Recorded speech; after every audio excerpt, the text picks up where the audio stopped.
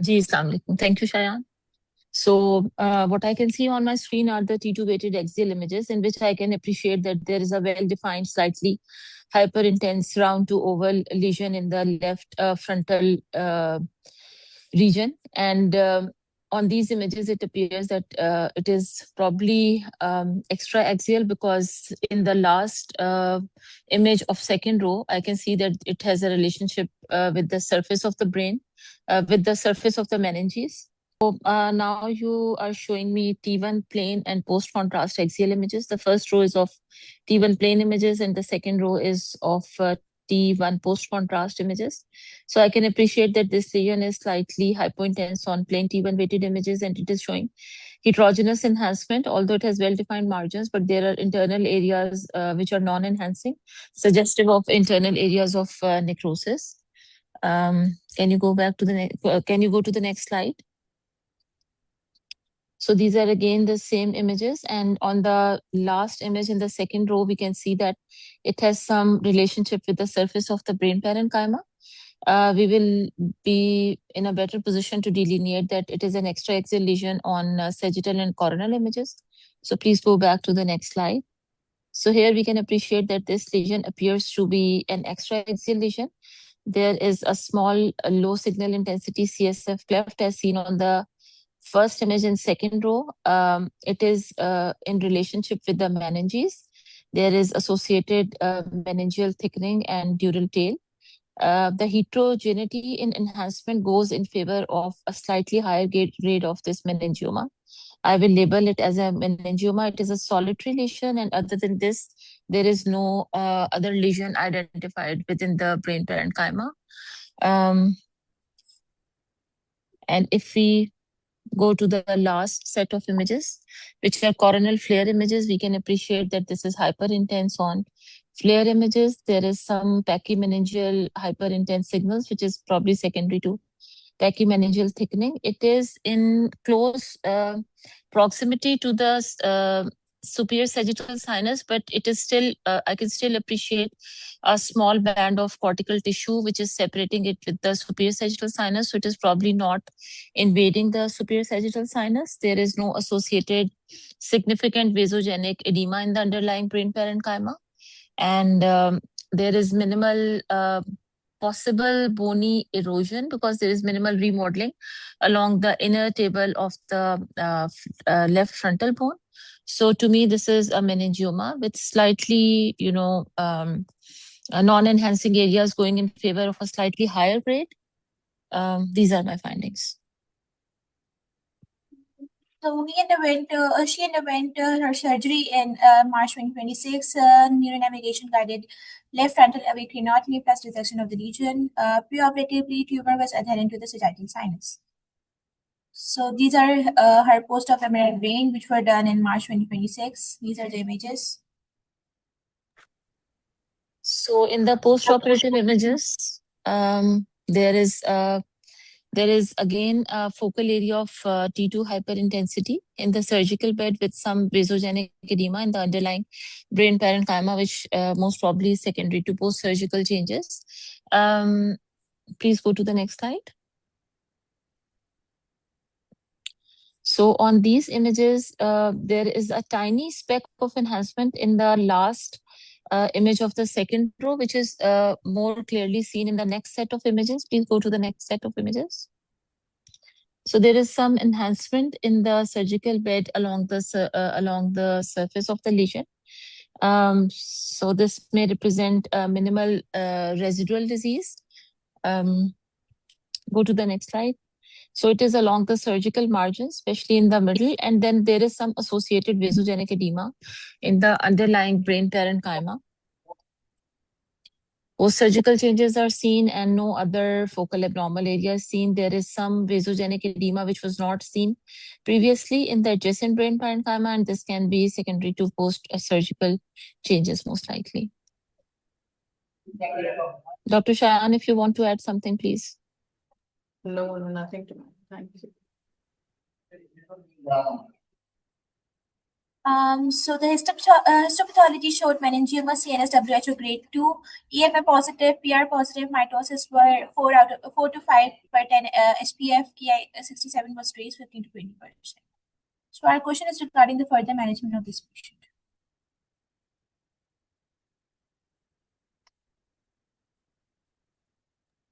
Dr. Asim, sir, I think this is your case. Yeah. So what? So my question from you and the other surgical colleague regarding this, because there is a small enhancing areas appreciated in the post-operative MRI. So considering, because she is a 45-year-old female patient, atypical meningioma.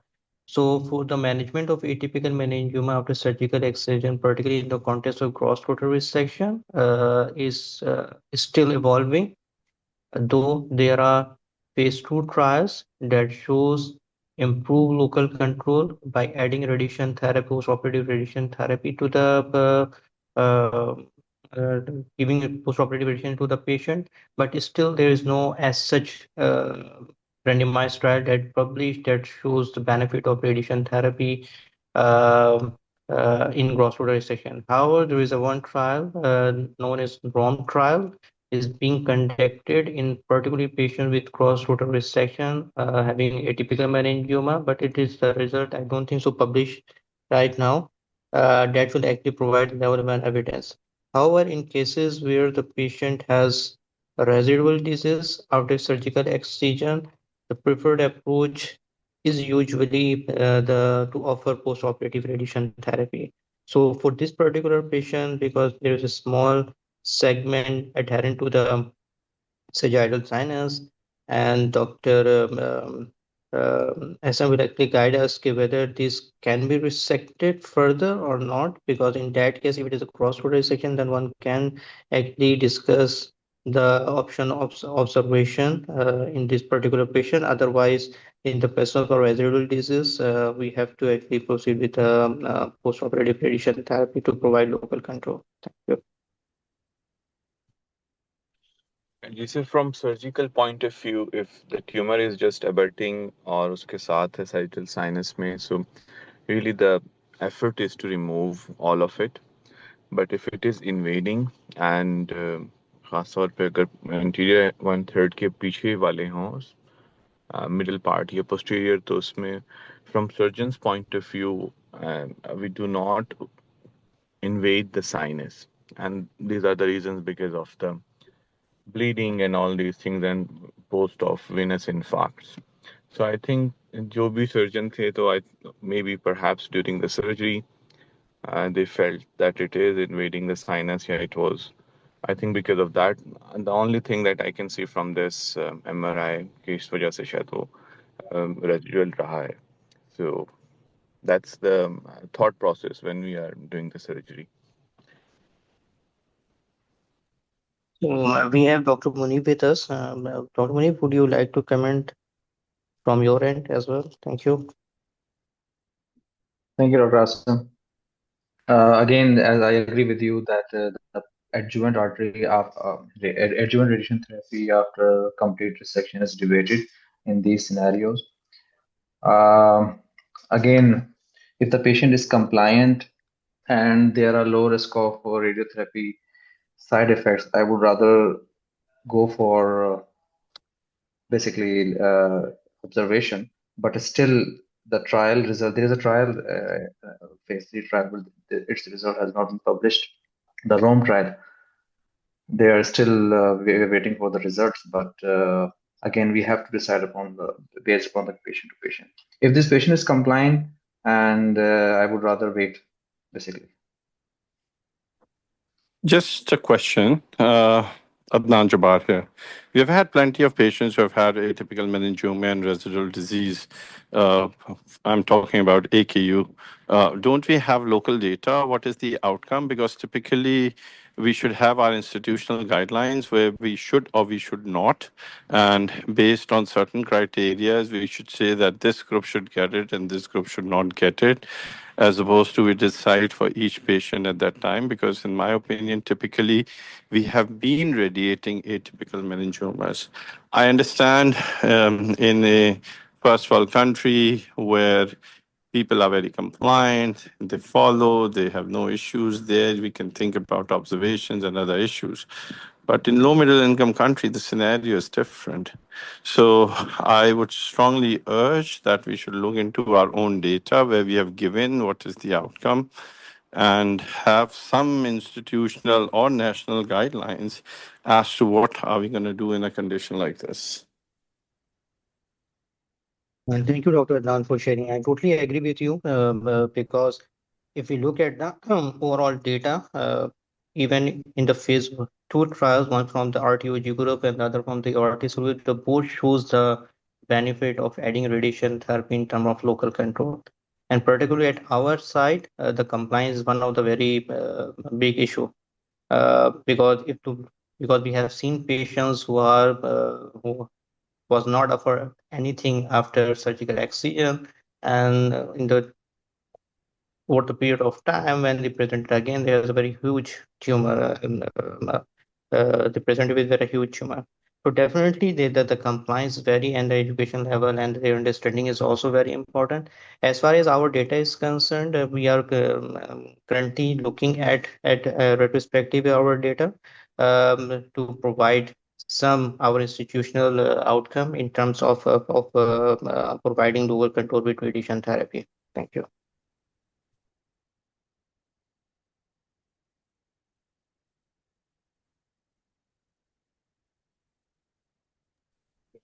Right.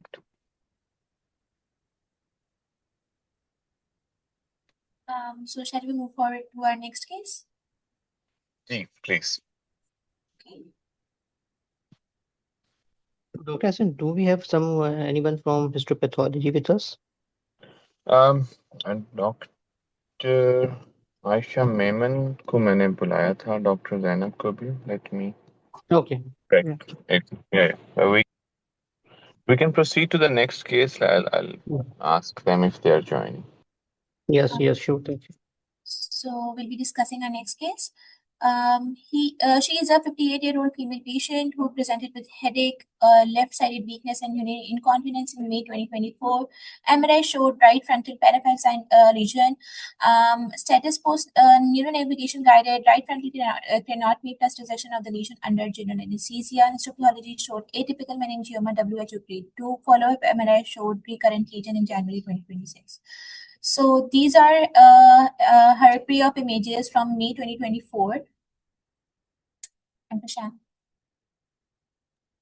All right, so we have these sagittal post-contrast images in which we can see that there is a broad based dural based lesion which is occupying the predominantly the frontal lobe and minimally extending into the temporal region and causing significant mass effect and surrounding vasogenic edema. It is also showing a focal area of necrosis, which we can appreciate in the lower left corner. And next image, please. So similar findings are seen on the coronal images in which we can see that it is in close proximity with the superior sagittal sinus in the lower row. Yes.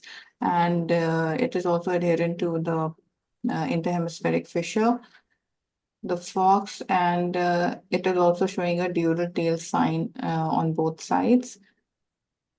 Similar findings on axial images. It is also causing mass effect and shift, midline shift. In fact, the shift of the anterior interhemispheric fissure. And minimal pressure effect on the ventricles as well. I do not appreciate any significant hyperostosis of the bone. Probably it's there in the lower right corner, in which you can see some hyperostosis. So similar findings are demonstrated on sagittal T2 flare sequence, in which the lesion predominantly appears iso-intense to gray matter, and you can see that bright area indicates the vasogenic edema. And in this, we can also appreciate some flow voids within the lesion in the lower row. And that's indicating the vascularity of the lesion. And there is some mass effect as well as little crowding in the posterior fossa. Next image. She underwent surgery in 2024, and now in January 2026, she presented with recurrent lesion. These are her second pre-op images. So initially, we did not have any post-op images to comment on how much the residual was, but currently what we see is that the major chunk of the tumor, which we were seeing anteriorly, had been removed, and it seems to be the residual tumor, which is on the posterior aspect. We really don't know whether this is recurrence or residual, and it is predominantly extending along the fox. If you move on to the next image. Okay, so here we can see that this is the residual tumor with surrounding rim of CSF cleft and significant visogenic edema extending into the brain parenchyma, and also see post-operative changes. The resection cavity is predominantly seen anterior to it, and we see multifocal nodules which are spread along the span of fox cerebri. So if we move to the next image, okay, we don't have any next image here. So she underwent surgery in January 2026, neuronavigation guided right parietal craniopathy plus resection of the lesion. These are again her Preoperative. pre-op images, and these are her second post-op images. Okay, second post-op images, right. This one is her shoulder dissection. So this is, again, we can see these nodular enhancing deposits along the fox and very close to superior sagittal sinus. So this is the residual tumor, and the resection cavity is slightly lateral to it. And can you move to the next sagittal one? Okay, so here we can see in the last row, this is the amount of residual which we can see. It is along the fox and in the midline. Next. So here we can see these are the flare images, which is clearly showing the post-operative changes, the resection cavity, the adjacent vasogenic edema, and the tumor here also appears hyperintense. So on histopathology, it is reported to be as meningioma grade 3. EMA positive brain invasion foci of necrosis were present there, and mitosis were 22 out of 10 HPF per 10 HPF. Ki67 MIB was raised 25 to 30%. So our question is regarding the further management of this patient.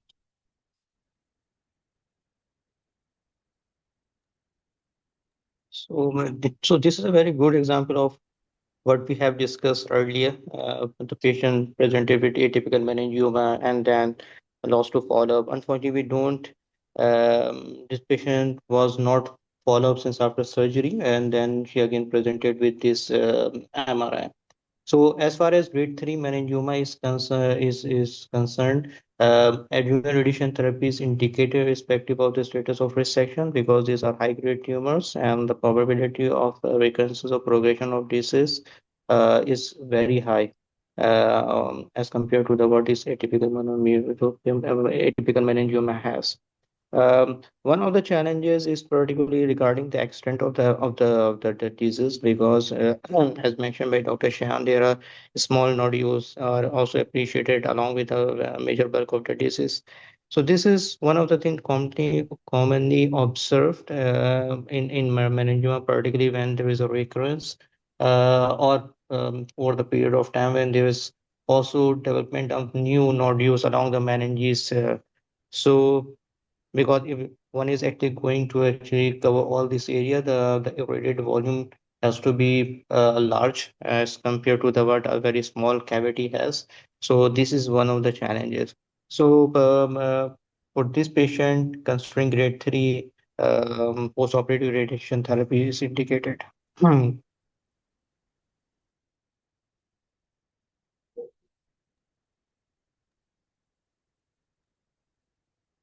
So, Dr. Muni, would you like to add something? Yes, Dr. Asim, I completely agree with you. Regardless of the extent of the resection, adjuvant radiation therapy is indicated in grade 3 malignant melangiomas, basically. And the usual dose recommended are around the same as like high-grade glioma, 60 gray and 30 fractions. If we look into the images that were initial images, basically, based upon those images, I would have offered adjuvant radiation at that time if surgery was not possible for the based upon the first image. I would not have gone for surveillance or in this patient because the size of the tumor, extent of the resection, and the involvement of the brain parenchyma or basically meninges. And regarding the volume, again, it's challenging, but I would include all the areas. That will be a big radiation volume, but I will include all the areas. Wasn't this grade 2 after the first surgery? Yeah, that's why I'm saying that if they mentioned that it was grade 2. So the ideal management of this patient because of the size of the lesion, involvement of the meninges, the patient after surgery opinion, if surgery was not possible at that time further, we would have offered adjuvant radiation. So if we look at the very first set of images, we can, by looking at the size, looking at the lobulation and mushrooming, and there is no CSF cleft which is preserved. It seems even at that time that there is possible cortical invasion because there is so extensive vasogenic edema at that time. We don't have the diffusion images in both of the cases, but diffusion images also, the diffusion restriction is also a very good indicator that radiologically what is the predicted grade of this lesion. So to me, even in the initial images, it was a relatively higher grade of meningioma because there seems to be pial invasion and there was no CSF cleft even at that time. It was a very large lobulated mushroom lesion, even in the initial images. Plus also one thing which I wanted to point out was that in the two initial set of images, you have mentioned them as T2 flare. They are few of them are only T2 weighted images. All of them are not T2 flare images. So you can also, correct that if this is only a sagittal T2 weighted images. These are not flare images. The fluid appears to be hyperintense in all of these images. So this is not flare. This is T2. Thank you. Thank you, Dr. Shmala. So, Dr. Adnan, considering the grade 3 meningioma, any role of systemic treatment? Not at this time, especially when the patient has not received any radiation. I would rather give local control at this time and try that. And then subsequently, post radiation, if this thing grows, then bevacizumab would be something that I would consider for this patient.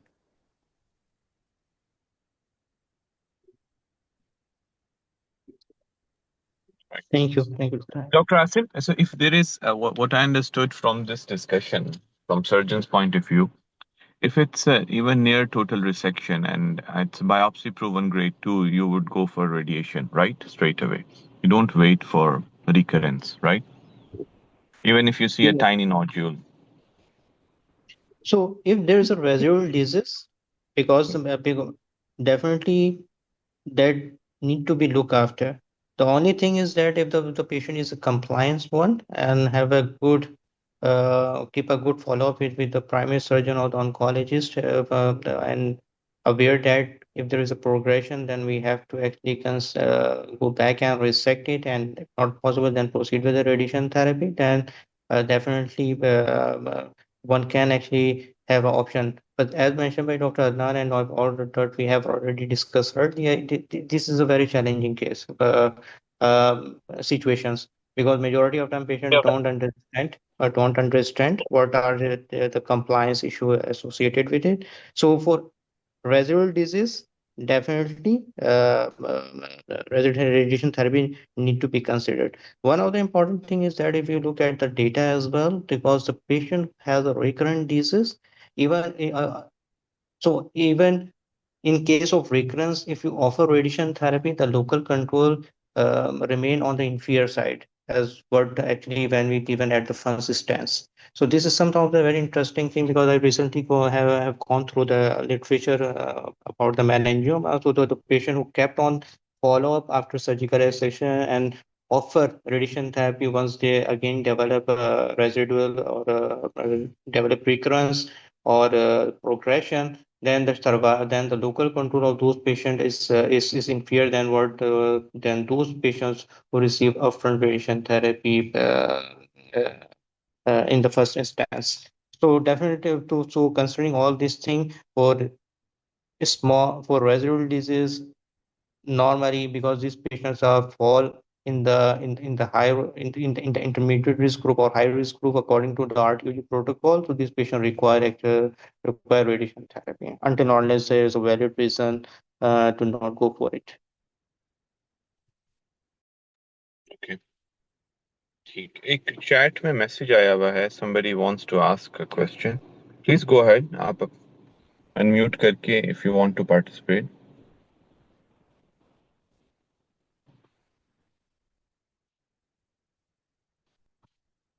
Okay. Hello, can you hear me? Yes, we can hear you. I am doctor Asgar Babar. मैं कोयटा में as associate professor काम करता हूँ. अच्छा, एक चीज बड़ी important है, अगर आप पहला इमेज देखें तो उसमें फॉक्स की इन्वॉल्वमेंट है और फर्स्ट जो रिकरेंस इन्होंने शो किया है तो seems to me residual tumour और पोस्टीरियर पार्ट का है और उसमें ऐसा लगता है कि फॉक्स को एक्सरसाइज नहीं किया गया है. तो extent of resection matters on, मतलब it matters on the recurrence. फॉक्स की एक्सीजन नहीं हुई है, पोस्टीरियर जो सेगमेंट है थोड़ा रह गया, फिर जो सेकंड टाइम दोबारा वो हुआ है फॉक्स से उसका नोड्यूल अराइज हो रहा है. तो हमारे यहाँ मैक्सिमम मैं जो अपना एक्सपीरियंस शेयर करूं एटिपिकल मेनिंजियोमा में कि रिकरेंस होता है द नॉर्मल ग्रेड 1 मेनिंजियोमा के मुकाबले में विद इन 5 8 10 years में.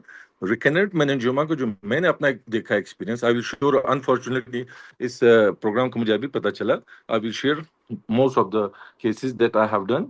उसमें ये है कि अगर extent of resection it definitely matters, और अगर ग्रेड 3 में आया है लास्ट में जो मैंने देखा लास्ट ग्रेड 3 में, तो डेफिनेटली फिर वो रेडियोथेरेपी के लिए हम भेज देते हैं पेशेंट को.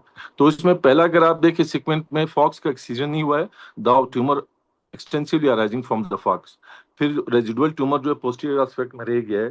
तो मेरे ख्याल से extent of resection matters in terms of it recurrence, और अगर ज्यादा एक्सटेंट फॉक्स ये चीजें हटा दी जाए तो मेरे ख्याल से इतने जल्दी रिकरेंस नहीं होता है. ये मैं पर्सनल एक्सपीरियंस शेयर कर रहा हूँ और आई come to know this tumor board meeting recently. Inshallah, I will share some of cases whenever you will uh, uh, show the next date of your tumor board. Thank you very much. Thank you, Dr. Sir. Welcome. Thank you very much for your input.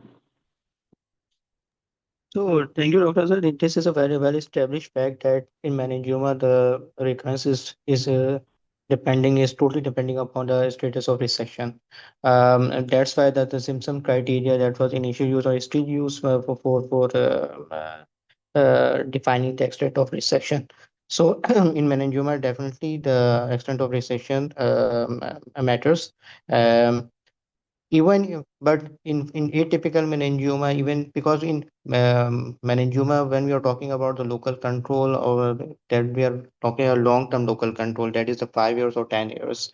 So even in the patient who has a gross rotary resection, the data shows that there is a chances of recurrence in the next 5 years around somewhere around one third to 40% of the patient may recur, but definitely not all patients recur. So that's why there is a debate about to whom offer radiation therapy and to whom we kept on follow-up.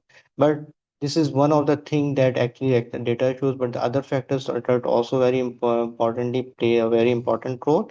One is that the compliance of the patient. The other is that definitely the overall the expertise of the uh, people involved in the management of those patients. So if we kept all these things into equilibrium, then need to be individualized and discuss every case in the MDT so that we have a optimal plan for the for patient for patient outcome. Thank you.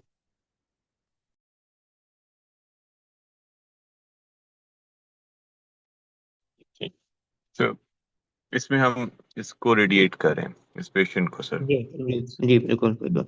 So, Dr. Hassan, one of the challenges that sometimes there is a involvement of the bone.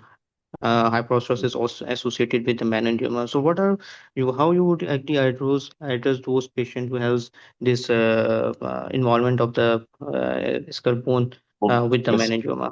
Thank you. So we try to remove, if we can remove the bone, और अगर कोई ऐसे instance जिसमें हम disease bone को ना सकें तो उसमें we burn it. So first priority is कि हम उसको निकाल दें, उसको काट दें उस जगह. And if there is chance कि जिसमें हम नहीं आ रहे हैं तो then will just burn it. And once we remove it then we use कुछ और इस तरह की हमारे पास ऑप्शंस होती हैं, reconstruction, and we do the reconstruction also. The same surgery. We try to do surgery ताकि दो से हम पे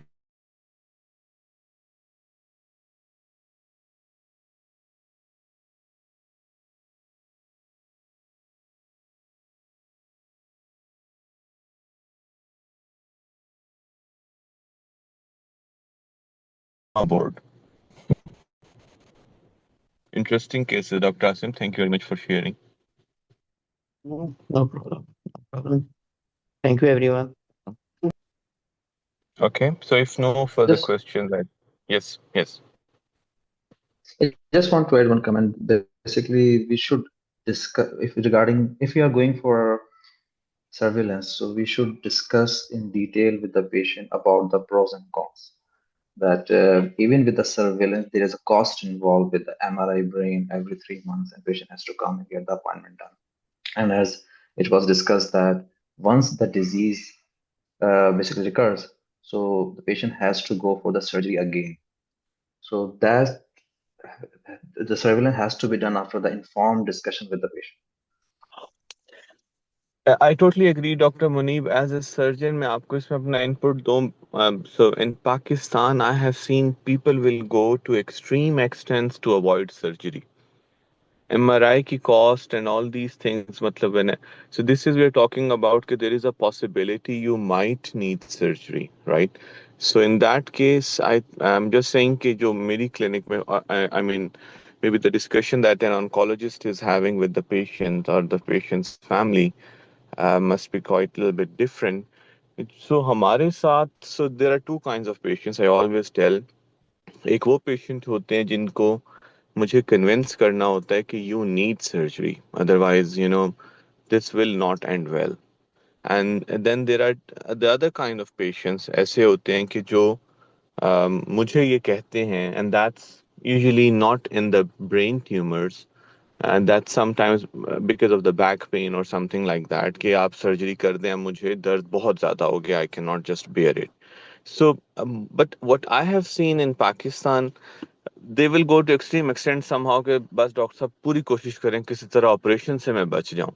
So ये भी एक चीज़ है, and totally agree कि we have to explain them about the cost and everything, but surgical morbidity, surgical trauma, that mindset, undergoing brain surgery for I think our population is so tremendous कि I'm just sharing my opinion कि they would say sir आप करा लें, आप 5 MRI करा लें, मैं अगर जरूरत होगी तो हम करवाएंगे फिर. But totally agree that there is an added cost, time, as a chance of recurrence, and then maybe getting even more difficult surgical excision. So all these things. बिल्कुल.